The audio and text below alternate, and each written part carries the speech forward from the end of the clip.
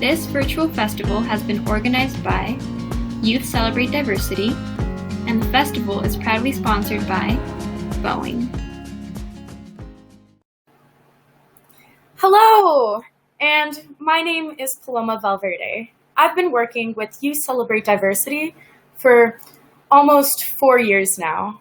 After being part of the executive committee for 3 years, I continued on to join the Women's March Denver as their youngest member.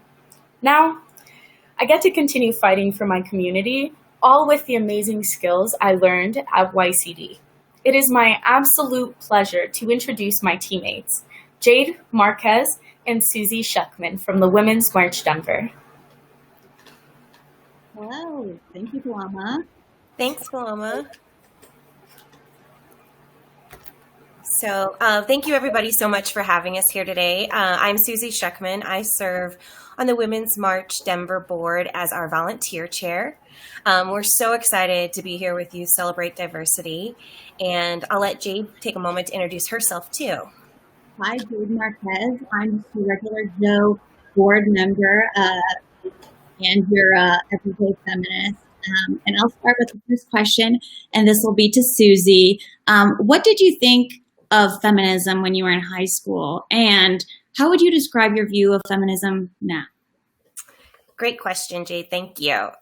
So back in, we won't say how long ago it was, but some time ago, believe it or not, feminism probably wasn't as popular or as mainstream or as visible as it is today. Back in those days, I mean, people were mostly focusing more on what women looked like and what value they brought through that kind of perspective. I think that it wasn't something that was considered an acceptable topic or something people talked about or were really active with as much as we probably could have been or should have been. That's why I'm so inspired to see all of you here today and learning about the different things and ways you can get involved now. I hope that that's something that generations moving forward will continue to embrace, because I do see it as a prospect for value being added when we're all considered equal. So that's one of my main motivations for continuing to fight and to really pick up that torch and serve on the Women's March Denver board and to continue advancing feminism. Jade, what about you? I mean, when you were a teenager, what did you think about feminism, and how is that different for you today?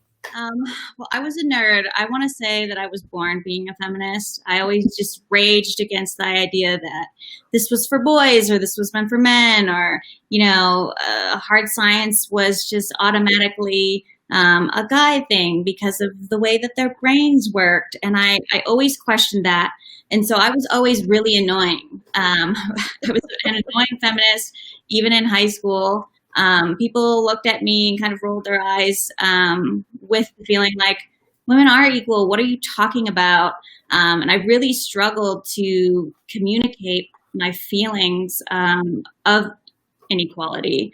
So much so that I, went to college and I became a women and gender studies major, just because, one, it was my passion, but two, I truly felt like women were not seen as equal and we didn't have equal rights at all.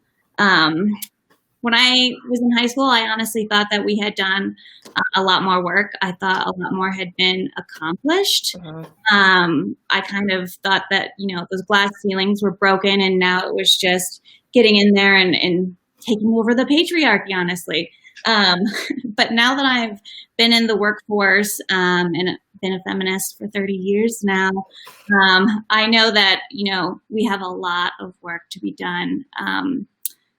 There aren't that many women in leadership roles. There aren't that many women in government positions. And so for me, it was a little bit of a disappointment to get to the workforce and have this grand idea of feminism already waving through the country and us being equal, and really realizing like, no, that's still the dream. No, great. I think we all feel that from time to time, even being in the workforce. It has to be happening to students in classrooms as well. So thanks, Jade, for sharing that. Yeah. Susie, what does feminism mean to you? So when I think about that, I think about all of the women that came before us that really laid the groundwork to ensure that no matter what your gender, no matter how you identify, you are empowered to have your own bank account, to own your own home, to have access to the same education, and hopefully same employment opportunities as everyone. And unfortunately, as we know, we are not a perfect nation. We are not a perfect society. So it is the ongoing battle of how are we ensuring equity for everyone, no, regardless of how they identify or how they choose to express themselves. And it's really picking up that torch for, something like Latina Equal Pay Day isn't even until the end of this month. So how do we resolve issues that are hindering everyone from being able to have the same quality of life? So, Jade, could you describe your experience as a feminist? I know you kind of alluded to it through the studies and being a part of, the different boards you and I have served on together. But tell me more about what that means to you. My experience as a feminist, truly, it is being that annoying feminist every day, in every meeting, coming at life with that perspective of equality and inclusion.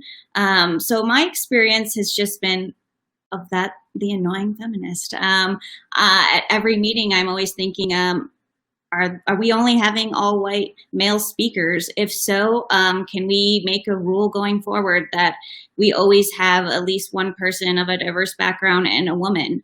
And just always bringing that perspective and always suggesting small ways that people can, accept and is reasonable to start implementing feminism and equality in every aspect of your life. So when you're with your friends and you see something that, isn't right, or somebody is saying something stereotypical about, genders, it's always a point of bringing it up and having that conversation and talking about it and really looking at what you're doing and asking yourself, is this what we want to do? Is this how we want to represent ourselves?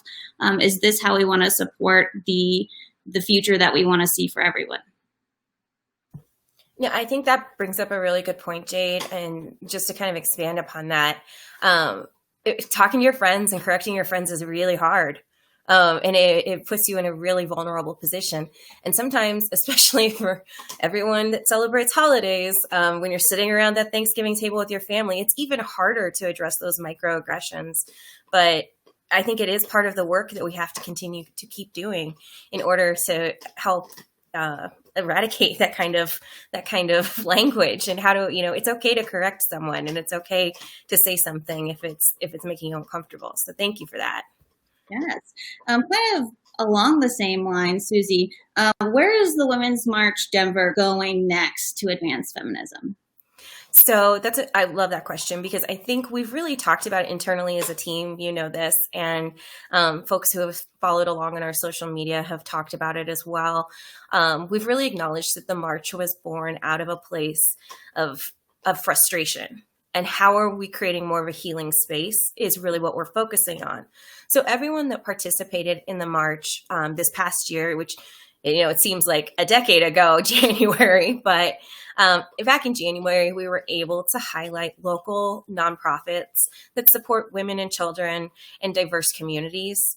We really wanted to help share our platform to highlight folks who are doing the work, who are serving on the front lines every day to help overcome barriers to feminism within our community here in the greater Denver region.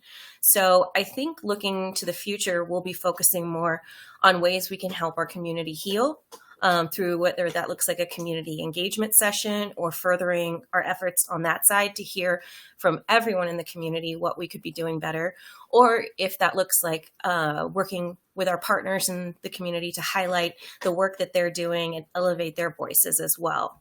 I think that's the most impactful thing that we can do and how we can all move forward. With that in mind, and with 2020 being what it is, Jade, tell me, do you think feminism is still necessary in 2020? Ooh, yes, more than ever. One, Like I said, we don't have gender parity in business or in government positions. Women and people of diverse backgrounds are not in the positions where they're making the decisions for those people. Until we have representatives making decisions for us, yes, there 100% is a lot of need for feminism in 2020.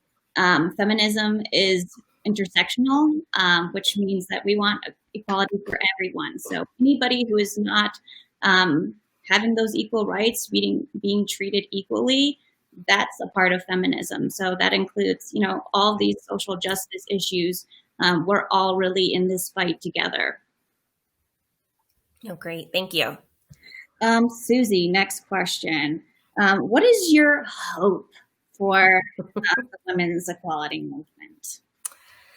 Oh, there's so many of them. My hope would be that generations from now, women aren't still experiencing the same roadblocks and barriers that they are today, whether that's your drive to have a seat at the table in a boardroom, or to be a CEO, to be a business owner, to advance your career in the political arena. It shouldn't be the first topic of conversation of, what is this debate candidate wearing? And what about her facial expressions? It should be about the content of what she wishes to bring to the community and how she's going to enact that change. I believe until we're seen in that kind of equal realm, we won't have accomplished our goals. And kind of like our beloved RBG, saying, when will enough women be on the court? When there are 9. That's the realization and the culmination of feminist work. I think then we'll have a really solid idea of, what this would look like. And that is my hope as well, that we could really overcome those barriers that have been hindering us for generations, and really come together to support all women. And like you alluded to and mentioned, the intersectionality of the work we do, it's incredibly important because there's such disparities even amongst the feminist movements. And I know there's a lot of documentation out there about that, a lot of resources to do research on how those inequities have affected communities. So I hope that as a movement, we would all do better to move forward together. Jade, tell me how we will know we have achieved equality. What does that look like for you? Well, in my mind, I'll know that I can put the banners down, take a breath, take a break. When I see a reflection of who we are as a people, seated in those positions of power who are making those decisions for us. And that is in every space of our world. And by that, I mean industry and business leadership. In technology, are there 50% women leadership? Banking, 50% women leadership. Government positions, is it 50% women leadership? When you're looking for an expert on a certain subject, 50% of those experts are women. And to add on top of that, people of diverse backgrounds, people with different perspectives. That is the way that in my mind I'll know that we've really made it, is that people who are giving their perspectives and making decisions and fighting for the right decision look like us, the United States of America. No, that's great. Thank you so much for that. I think that's probably a goal and something we all want to see achieved in our lifetimes, right? And much sooner rather than later. So now we kind of want to chat about what we do as part of the Women's March Denver board is try to find ways for our community to get involved in our feminist issues. And how can you get involved today? So as a volunteer chair, we're always welcoming volunteers. We have lots of ways for you to get involved. And especially if you're feeling that type of heaviness or that sense of helplessness right now, or if you're not eligible to vote just quite yet, feel free to reach out to us. We have a lot of great ways that you can get involved, even from a remote perspective right now, because we want to keep everyone safe with social distancing and make sure that we have enough opportunities for everyone to participate in. But do please feel free to follow along on our social media feeds, as well as check out our website to find upcoming ways to get involved. And Jade, do you kind of want to touch base on maybe one of our current campaigns, the Vote to Vent movement that we've started, and how that's really, hoping to bring feminism to the ballot? Yes. So currently, since we can't get out there on those streets in a safe way, we are coming out digitally to back up the voting for everyone. Everyone should vote, regardless of how you feel or who you're going to vote for. You need to vote. And so right now we have a campaign called Vote to Vent, where every day we have something new to do that contributes to getting us all out to vote. So I challenge each of you now to literally ask everyone in your life, are they registered to vote? Do they have a voting plan? Do they need help? Because even if you can't vote, that doesn't mean that you can't help somebody get registered online. And so we got to do what we can do in a safe way. And right now that is get everybody out there to vote, get everybody interested in doing their civic duty by reading what's on the ballot, deciding for yourself how you feel about that position, and making your choice known, because truly every vote matters. And I think that hopefully something that 2020 in the past 3 years, in the past decade, we've learned is that vote is precious. And in order to have a democracy, we really have to be vigilant all of the time. No, that's such a great point. And I know it's something that we're all experiencing right now in our own ways of how we can create change of how, I mean, we wouldn't be here having this conversation today with this wonderful group if folks didn't really want to see change. And we're really committed to moving questions about equity and intersectionality forward. So again, please do feel free to connect with either Jade or myself through our Women's March Denver emails, and follow along on social media, Facebook and Instagram. And I think that's about all we have, unless Jade, do you have any final thoughts? I have one more final thought. I would just like to thank the youths, because truly you have taken digital efforts to a place I never thought that we could be. And I'm so glad that we are in this fight together, because you guys got some ideas that I would have never come up with.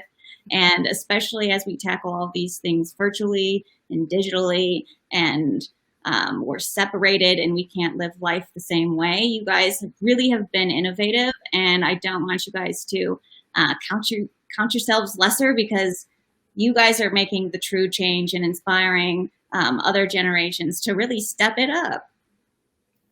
No, that's really well said, Jade. Thank you so much. And thanks for sharing all of your thoughts. Thank you so much to Youth Celebrate Diversity and the incredibly important work you're doing. We're so thankful to be here, and we hope everyone stays well. Keep on fighting and keep on pushing back against things that you see as being wrong in our community, and we will be there to back you 100%. Thanks, everybody. Thank you.